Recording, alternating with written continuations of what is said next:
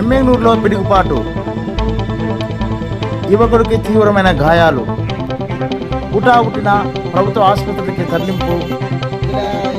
ప్రభుత్వ ఆసుపత్రిలో సిబ్బంది సీరియస్గా ఉందని తెలపడంతో కర్నూలు ప్రభుత్వ ఆసుపత్రికి తరలించిన వైద్యం.